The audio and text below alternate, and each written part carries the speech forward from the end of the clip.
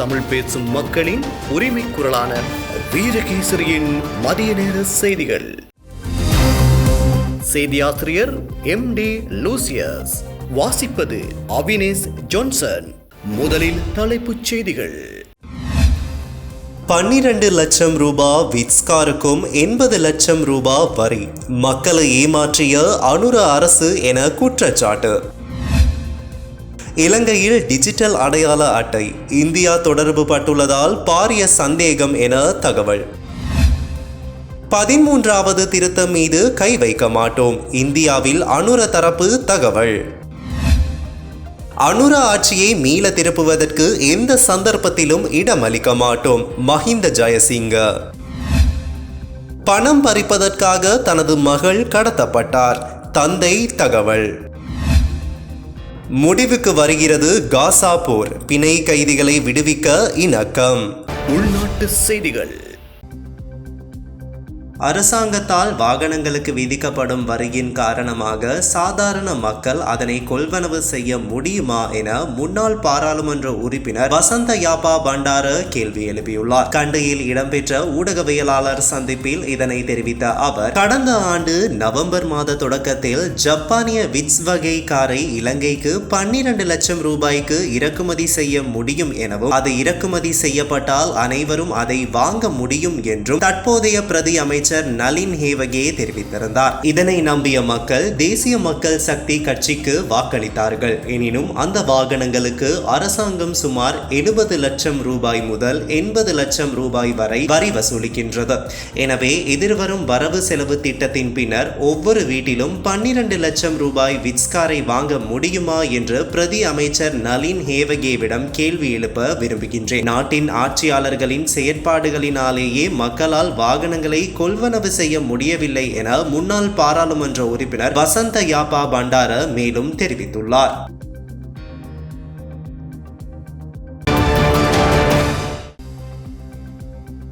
இந்திய நிறுவனம் மூலம் வழங்கப்படும் டிஜிட்டல் அடையாள அட்டைகளில் பொதுமக்களின் பயோமெட்ரிக் விவரங்களை ஒருங்கிணைப்பதற்கான காரணங்களை தெளிவுபடுத்துமாறு மக்கள் போராட்ட இயக்கம் வலியுறுத்தியது.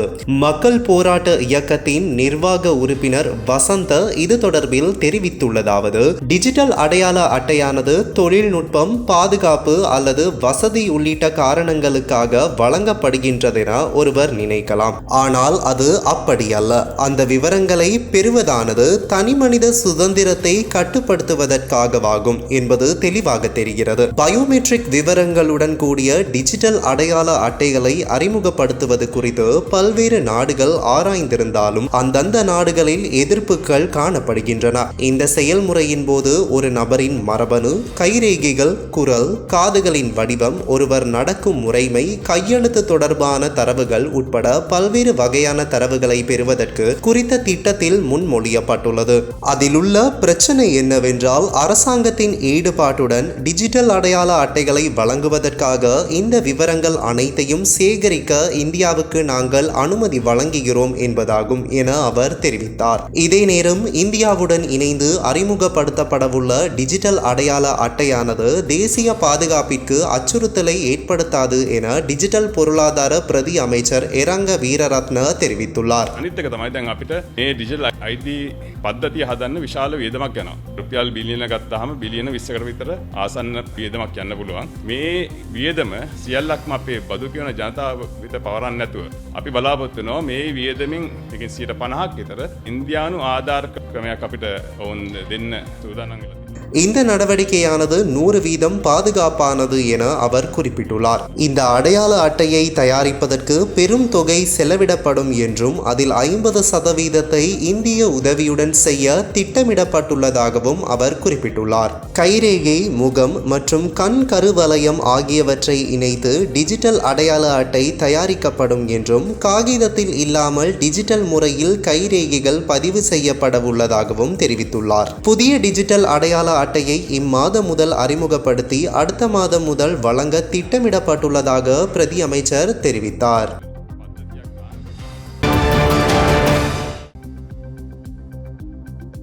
13வது திருத்தச் சட்டத்தினை தமிழ் மக்கள் தமக்கு கிடைத்த உரிமையாக கருதுகின்ற நிலையில் அதில் கை வைப்பதற்கு நாங்கள் முனையவில்லை என கடற்றொழில், நீரியல் மற்றும் கடல் வளங்கள் அமைச்சர் ராமலிங்கம் சந்திரசேகர் தெரிவித்தார். சென்னையில் நடைபெற்ற அயலக தமிழர் மாநாட்டில் பங்கேற்பதற்காக சென்றிருந்த அவர் தமிழக தொலைக்காட்சியொன்றுக்கு வழங்கிய செவ்வியின் போதே இதனை தெரிவித்துள்ளார். தொடர்ந்து கருத்து தெரிவித்த அவர் தமிழ் மக்கள் 13வது திருத்தச் சட்டத்தினை தமக்கு கிடைத்த உரிமையாக கருதுகின்றார்கள் என்பதை எம்மால் உணர்ந்து கொள்ள முடிந்துள்ளது. அதன் அடிப்படையில் தான் நாம் எமது தேர்தல் விஞ்ஞாபனத்தில் அதனை உள்ளீர்த்திருந்தோம். அது மட்டுமன்றி 13வது திருத்தச் சட்டம் நாட்டின் அடிப்படை சட்டமான அரசியல் அமைப்பிலும் காணப்படுகின்றது. அந்த வகையில் எதிர்வரும் மார்ச் மாதம் அளவில் உள்ளூராட்சி மன்றங்களுக்கான தேர்தலை நடத்த உள்ளதோடு அதனை அடுத்து இந்த ஆண்டின் இறுதியில் அல்லது அடுத்த ஆண்டின் முற்பகுதியில் மாகாண சபைகளுக்கான தேர்தலை நடத்துவதற்கு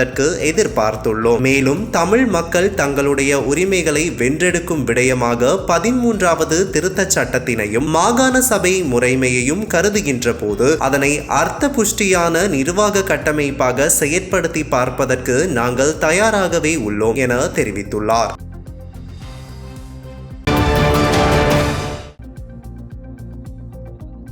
இடம்பெறும் சிறிய சம்பவங்களை அடிப்படையாக கொண்டு எமது ஆட்சியை யாரும் மதிப்பிடக்கூடாது. இந்த ஆட்சியை எந்த சந்தர்ப்பத்திலும் மீள திருப்புவதற்கு நாங்கள் இடமளிக்க மாட்டோம் என தொழில் பிரதி அமைச்சர் மஹிந்த ஜெயசிங்க தெரிவித்தார். கொழும்பில் இடம்பெற்ற நிகழ்வொன்றில் கலந்து கொண்டு உரையாற்றும் போது இதனை தெரிவித்த அவர் ஒரு சில ஊடகங்கள் அரசாங்கத்தினால் மேற்கொள்ளப்படும் எந்த நல்ல விடயத்தையும் பிரசுரிப்பதில்லை, எமது குறைபாடுகளை மாத்திரமே பிரசுரித்து வருகின்றனர். அரசாங்கம் ஊடகங்கள் அடக்குவதாக தெரிவிக்கின்றனர். நாங்கள் ஒருபோதும் ஊடகங்களை அடக்குவதற்கு முற்பட போவதில்லை. முச்சக்கர வண்டி, பஸ் வண்டிகளில் மேலதிக உதிரி பாகங்களை அகற்றுதல் அல்லது அரிசி பிரச்சனையை அடிப்படையாக கொண்டு எமது ஆட்சியை மதிப்பிட வேண்டாம். மேலும் ஜனவரி 1ஆம் தேதி ஜனாதிபதி தலைமையில் நாங்கள் கிளீன் ஸ்ரீலங்கா வேலை திட்டத்தை ஆரம்பித்தோம். இந்த மாதம் முழுவதும் இந்த வேலை திட்டத்தை அறிவுறுத்தும் நடவடிக்கையே இடம்பெறுகிறது. ஆனால் இலங்கை போலீஸ் கிளீன் ஸ்ரீலங்கா வேலை திட்டம் ஆரம்பித்துள்ளதாக சுற்று நிருபம் ஒன்றை வெளியிட்டுள்ளது. ஆனால் நாங்கள் இதனை பிப்ரவரியிலேயே ஆரம்பிக்கின்றோம். போலீசார் சுற்று நிருபம் வெளியிட்டு முச்சக்கர வண்டி, பஸ் வண்டிகளின் மேலதிக உதிரி பாகங்களை அகற்றும் போது கிளீன் ஸ்ரீலங்கா என்பது இதுதானா என மக்கள் எண்ண தொடங்கியுள்ளனர். எனவே கிளீன் ஸ்ரீலங்கா என்பது இதுவல்ல, அது பாரிய வேலை திட்டம். அது படிப்படியாக முன்னெடுக்கப்படும் போது மக்கள் எங்களை விளங்கிக் கொள்வார்கள் என தெரிவித்தார்.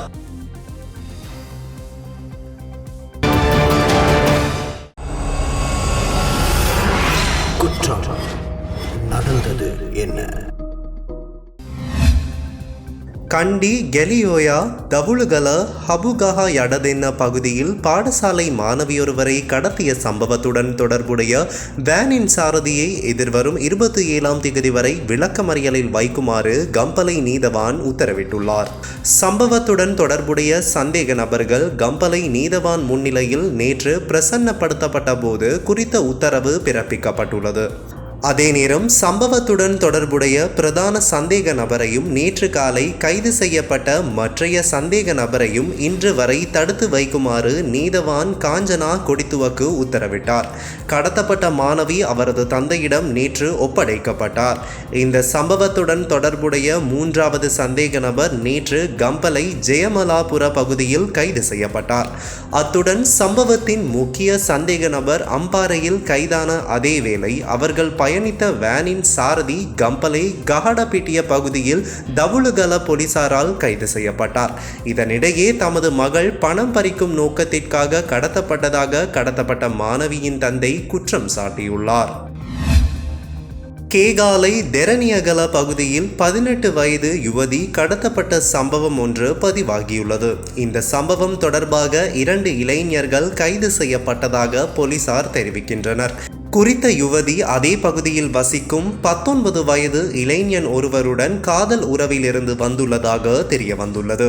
இதற்கு குறித்த யுவதியின் வீட்டார் எதிர்ப்பு தெரிவித்தமையினால் குறித்த இளைஞர் தமது நண்பருடன் யுவதியின் வீட்டிற்கு சென்று அவரை கடத்தியுள்ளமை விசாரணைகளில் தெரிய வந்துள்ளதாக போலீசார் தெரிவித்துள்ளனர்.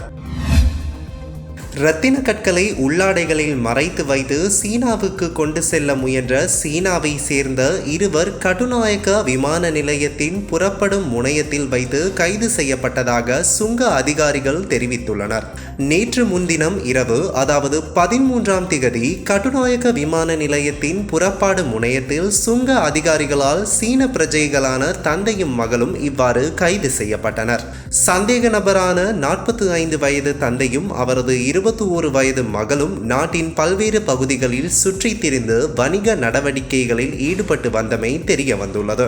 இவர்கள் இருவரிடமிருந்தும் சுமார் 1,74,50,000 ரூபாய் மதிப்புள்ள இரத்தின கற்கள் பறிமுதல் செய்யப்பட்டுள்ளன.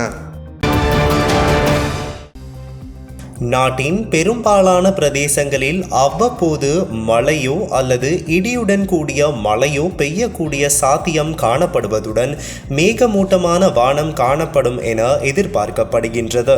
கிழக்கு, ஊவா, மத்திய மற்றும் தென் மாகாணங்களிலும் பொலன்னறுவை மாவட்டத்திலும் சில இடங்களில் 75 மில்லிமீட்டர் அளவான ஓரளவு பலத்த மழை வீழ்ச்சி எதிர்பார்க்கப்படுகின்றது. வடக்கு, கிழக்கு, வடமத்திய மற்றும் வடமேல் மாகாணங்களிலும் மாத்தறை மற்றும் ஹம்பாந்தோட்டை மாவட்டங்களிலும் அவ்வப்போது மணித்தியாலத்துக்கு 30 தொடக்கம் 40 கிலோமீட்டர் வரையான வேகத்தில் ஓரளவு பலத்த காற்று வீசக்கூடும் என எதிர்பார்க்கப்படுகின்றது. இடியுடன் கூடிய மழை பெய்யும் வேளைகளில் அப்பிரதேசங்களில் தற்காலிகமாக பலத்த காற்றும் வீசக்கூடும். மின்னல் தாக்கங்களினால் ஏற்படக்கூடிய பாதிப்புகளை குறைத்துக் கொள்ள தேவையான முன்னெச்சரிக்கை நடவடிக்கைகளை எடுத்துக் கொள்ளுமாறு பொதுமக்கள் அறிவுறுத்தப்படுகின்றார்கள். வெளிநாட்டு செய்திகள். காசா பகுதியில் நீண்ட காலமாக நீடித்து வரும் போர் நிறுத்தம் தொடர்பில் முக்கியமான திருப்பம் ஒன்று ஏற்பட்டுள்ளது. பிணை கைதிகளை விடுவிப்பது தொடர்பான வரைவு ஒப்பந்தத்தை ஹமாஸ் ஏற்றுக்கொண்டதாக அதிகாரிகள் தெரிவித்துள்ளனர். இந்த முடிவு மத்திய கிழக்கு பகுதிகளில் நீண்ட காலமாக நிலவி வரும் மோதலை முடிவுக்கு கொண்டு வரும் வாய்ப்பை ஏற்படுத்தியுள்ளது. இந்த ஒப்பந்தம் அமெரிக்கா, எகிப்து மற்றும் கட்டார் போன்ற நாடுகளின் தீவிரமான தலையீடு மற்றும் பேச்சுவார்த்தை முயற்சிகளின் விளைவாக பார்க்கப்படுகிறது.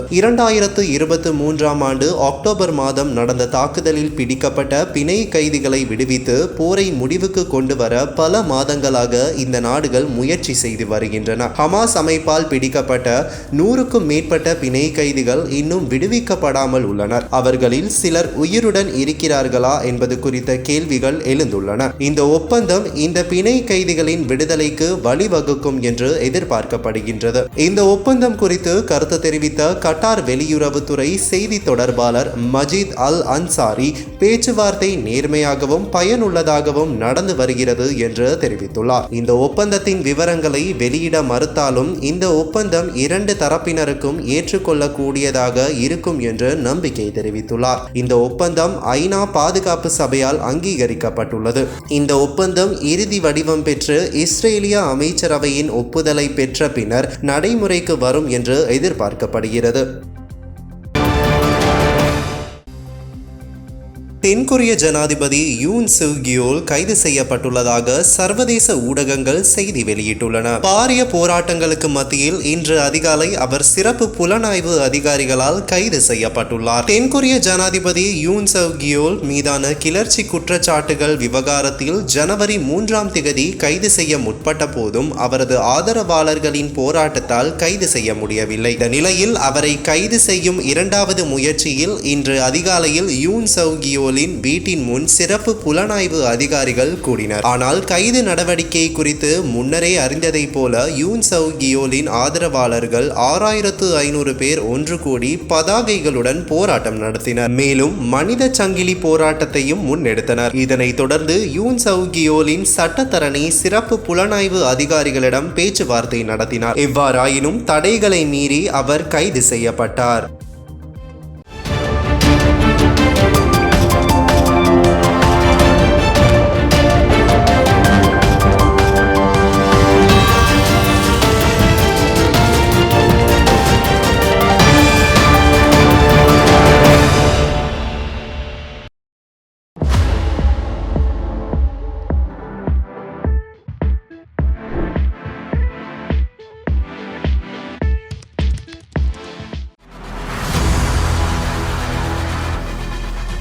இலங்கையின் முதல் நிலை முதற்தர செய்தி வழங்குனர் வீரகேசரியின் குறுந்தகவல் செய்திகளை உடனுக்குடன் தமிழில் பெற்றுக்கொள்ள டயலாக் வலையமைப்பிலிருந்து REG இடைவெளி வீக்கி என்று பதிவிட்டு 87 960 என்ற எண்ணுக்கு குறுஞ்செய்தி ஒன்றை அனுப்புங்கள். வீரகேசரி செய்தியுடன் இணைந்திருங்கள்.